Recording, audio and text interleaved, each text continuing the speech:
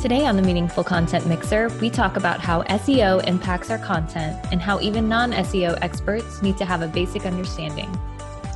We explore 3 themes to consider: visibility, relevance, and authority. And we consider what has or hasn't changed over the years with SEO.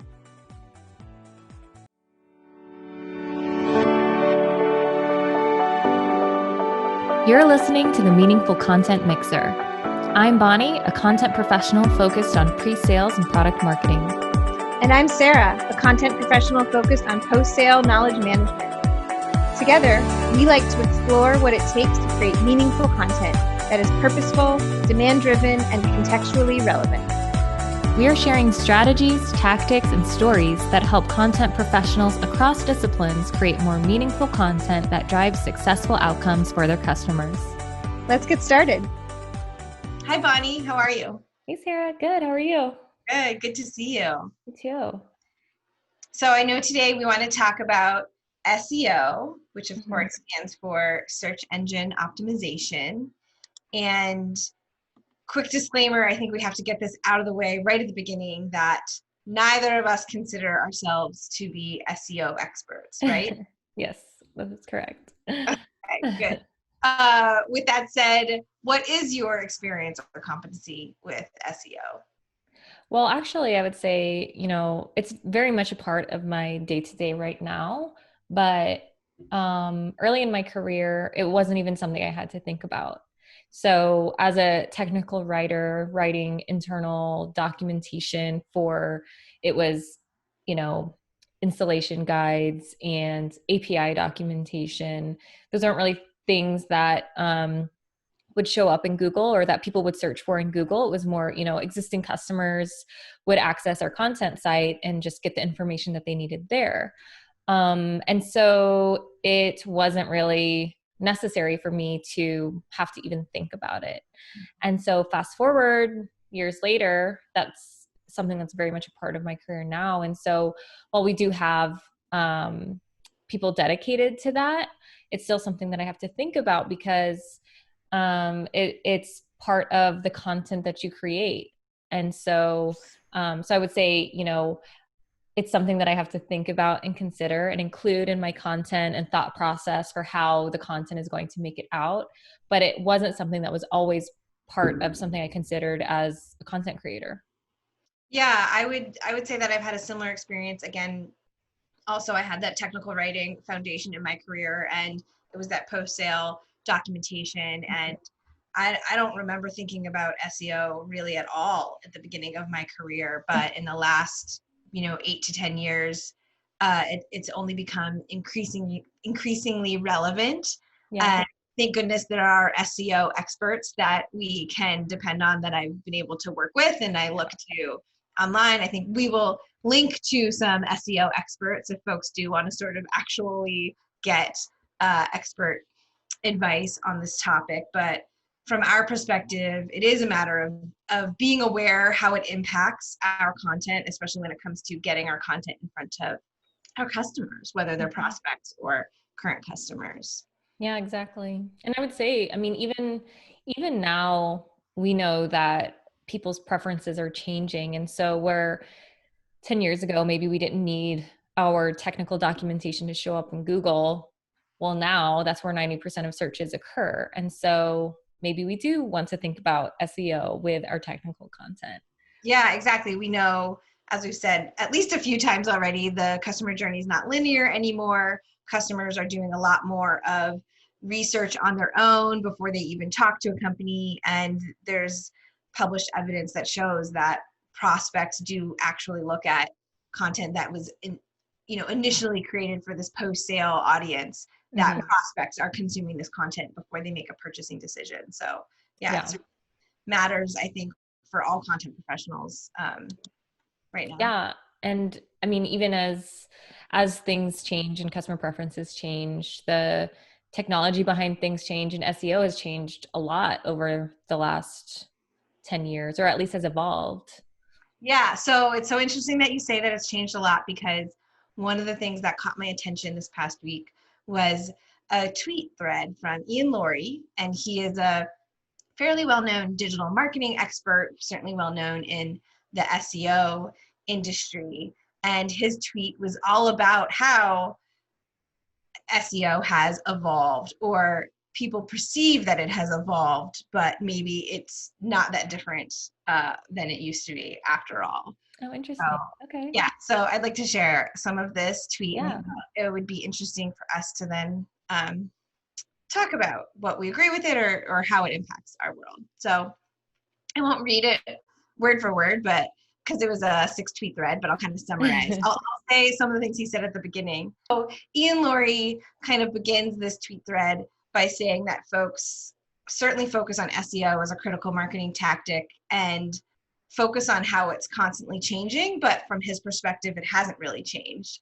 And to quote his first tweet here, he includes saying, "We've found new ways to describe old strategies. It makes us feel important." So I think that's kind of interesting. I wonder how often I'm even guilty of participating in that, renaming something to make it sound new, and that shows that we're evolving, but really we're just applying what we already know in different ways as technology is. I think that's kind of interesting. So then he breaks down all of SEO into sort of 3 main areas. So to summarize it, he says the only things that really matter are visibility, relevance, and authority. And I think that makes sense. A couple other funny things he says is that in terms of visibility, now folks call that technical SEO. And if you're an SEO consultant, you can charge twice as much if you're doing technical SEO. And then when he talks about relevance, he says that's lately been renamed as semantic SEO, and someone consulting in semantic SEO can charge 3 times as much. They call it that. And then authority, this is kind of the tried and true, been around forever for SEO, is that links to your content is a signal booster, a sign of authority for search engines. And that is still kind of true, and that you need to diversify in terms of how folks link to your content to get mentions and for Google to see your content as an authority. And so he's kind of just calling out that things, as much as things seem like they're constantly changing, maybe, and I think this could apply to much more than SEO if we're honest with ourselves, like how often should we kind of take a beat and call out what hasn't changed? Like, what are the fundamentals that are true and consistent across time, across our careers, and that just the way we're applying these concepts changes from time to time. Yeah. I like that breakdown, the 3 different areas. What were they again? So you said visibility, relevance, and visibility, authority. relevance, and authority. That's interesting. Yeah. And that makes sense to me. When I think about SEO, at least when I first started thinking about it, it was mainly about, getting the right keywords. Keywords are important, but that's not the only part. That's not the only way to optimize for search. How would you classify structured content in that? Would that be authority? I think structured content falls under the umbrella of relevance. I would say visibility. Because, well, it could depend, but if you're talking about schema.org and applying that to your content, all of that is making sure that you're kind of keeping up with how the search engines look for your content. Yeah. And having it structured in a way that search engines can find you and understand. Although, yeah, he did mention semantic SEO, and that he put that under the relevance umbrella. And a lot of structured authoring is about creating those semantic relationships from a data perspective. Yeah, that's true. Yeah, when I think about structured content, that's when you're tagging things with the appropriate classification, right? So if it's a recipe or a how-to content or something like that, then Google can read that and group those types of content together. And then you can find more relevant information, I guess, in that way. Yeah, that's a good point. I would say in that case, then I agree that structured content kind of impacts visibility and relevance of the 3 things he talked about. Another thing he mentioned in this tweet thread, he went on, but it was really great. So insightful that he says, video, everyone's talking about video, but come on, YouTube has been around for 15 years, so it's not as new as we pretend. That's true. And then he also said, voice search, it's another interface. It doesn't change the rules. And this got me thinking a little bit, because maybe this is where I disagree with him slightly, or I think he's kind of glossing over an important point, that I think of all of these things, voice search probably has changed how we need to approach things the most. So, okay, maybe it hasn't changed the rules, so to speak, the rules that he laid out, but it certainly changes our priorities as content creators. In particular, if we focus on the fact that when someone uses a voice search on a smart speaker, the only result they get back is number one. The speaker doesn't tell you, do you want me to read result number 1, 2, 3, 4, or 5? They just result number 1. And so for content creators, where voice search or smart speakers is a big part of how their customers or prospects may be interacting with their brand, SEO takes a much higher priority in terms of ensuring that you're at the top for relevant keywords. Yeah. And some stats around smart speakers, how this is growing in importance. I have some data from April 2020 that says that nearly 90 million US adults have smart speakers. And from a consumer perspective, that's more than 1/3 of consumers already have smart speakers. Wow. So you have a smart speaker? I do have a smart speaker. I mostly ask her about the weather and to play music. Yeah. So that's something that we certainly have to keep in mind, that when you hear a stat like this, you have to then ask yourself, well, does this matter to my audience, to my content? Yeah. So just because 90 million people have smart speakers doesn't mean that that's 90 million people who are using it for content. Using it for content that you have anything to do with. Yeah. So, Yeah. but it's really something to keep in mind. Mm-hmm. It also makes me wonder about, I guess there are other things to consider with that are different. And so, sorry, I'm thinking about what he said, which is that, it hasn't really changed. But maybe the changes are not necessarily related to SEO, but for how we create content that can be leveraged by those tools. Yeah, it still certainly matters. I go back to these Google Webmaster principles time and time again. I know there are people out there that feel like Google has way too much control over the entire industry in terms of getting information, connecting with our customers. However, these principles I think are really useful. So what the number one thing they have said is make your websites primarily for users, not for search engines, which I always think is also a little bit funny, that the search engine that controls 90% of consumer experiences from a search perspective says, don't worry about search engines. Think about your users. Of course, we're going to think about it a little bit. Yeah. But they also say, don't deceive your users. The word clickbait comes to mind when I hear that phrase. Yeah. Avoid tricks intended to improve search engine rankings. I mean, Google is saying here, and I think we know this to be true, that over time, if you're creating content that is relevant and valuable to your users, they will find their way to you. Mm-hmm. And that should take precedence over SEO hacks. Yeah.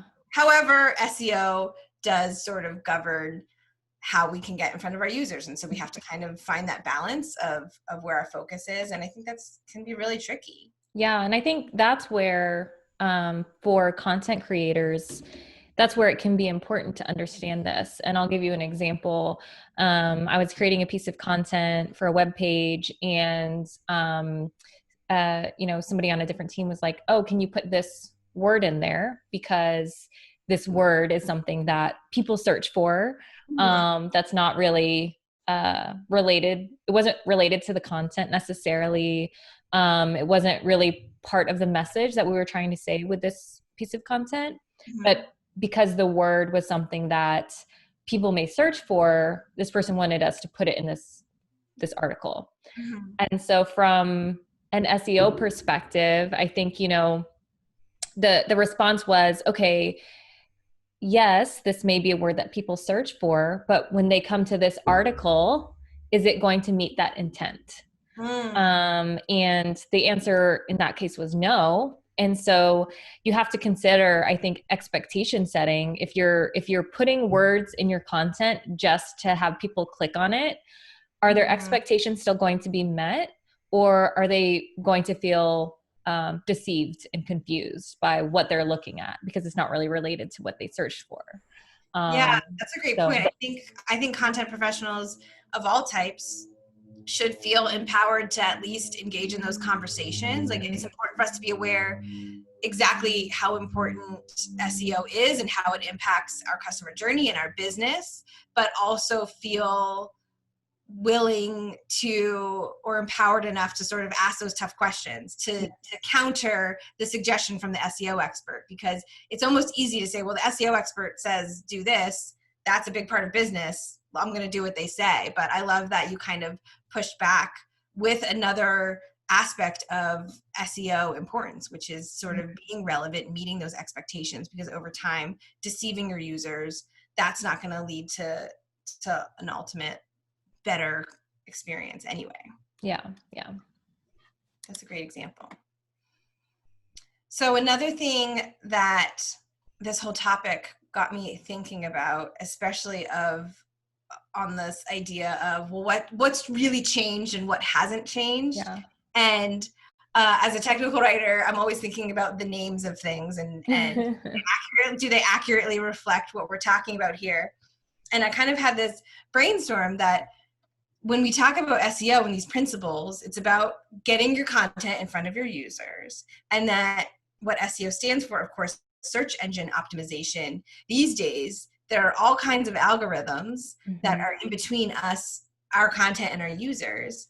And a lot of them aren't search engines anymore. You think about social media, these are, a lot of times the homepage on social media sites, LinkedIn, Facebook, Twitter, they're feeds that this algorithm decides, so to speak, what you want to see.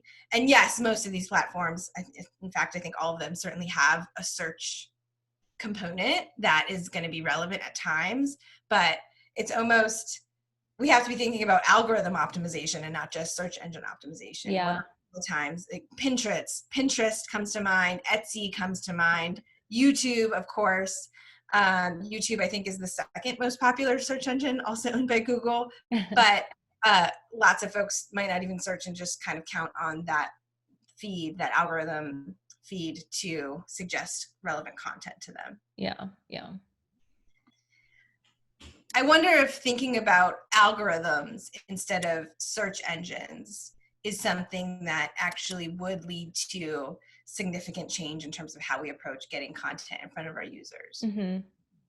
Yeah. And even, when you mentioned YouTube and these algorithms that aren't necessarily search, there's a lot of machine learning involved.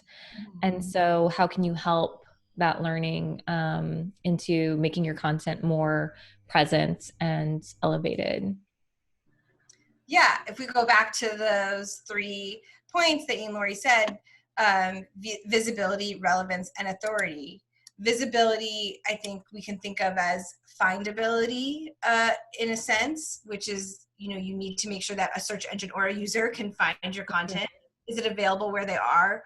Are you using words that mean something to them, instead of being sort of tempted to just use what seems to be the most important keywords from a keyword tool? What are your users looking for? And so how are you creating content that's going to mean something to them? And I think that's relevant for this, search engine perspective, and also for other algorithms, or even when you're embedding content within your product experience. Are you labeling things in a way that is going to mean something to them? Are they going to see it and actually feel like that it means something to them? Yeah. And I think what that highlights to me is that, as content creators, we may not necessarily need to be SEO experts especially if we're working with SEO experts. But we need to be able to have those conversations, and we need to help inform the strategy, because, you know, while they may be experts at SEO, they may not be experts on the topic at hand. They may not know exactly who the audience is and the types of questions they may be asking and what they're looking for. And so that's really where that content creator can bring their expertise into the conversation to help drive better SEO, not just from a keyword numbers perspective, but from that full context of understanding the user, and connecting that to the SEO strategy.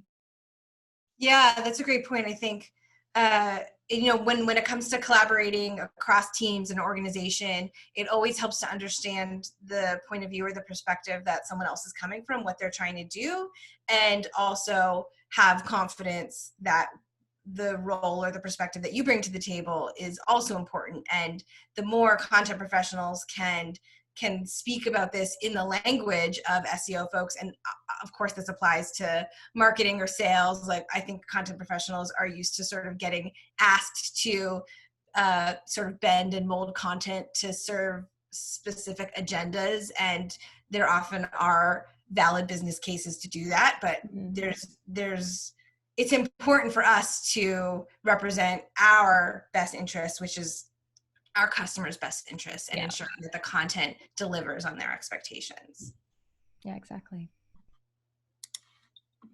Love it. Okay. Maybe that was everything that we wanted to say about that. Yeah. So how can we wrap this up in the future? How can we wrap it up? I think, in conclusion, it's important for content creators, content professionals, to understand how SEO impacts their business, and maybe they don't need to be hyper aware of the day-to-day trends or changes in SEO, but understand the sort of intent of it, why it exists, why it matters. They should have awareness of either the search engines or the algorithms that are, kind of in a relationship with them, between them and their customers, and at least be curious enough to explore those topics a bit further in understanding how it's relevant to them and their work and their customers. Yeah. Thanks, Bonnie. Great talking to you today. Yeah, thanks. Till next time. Bye.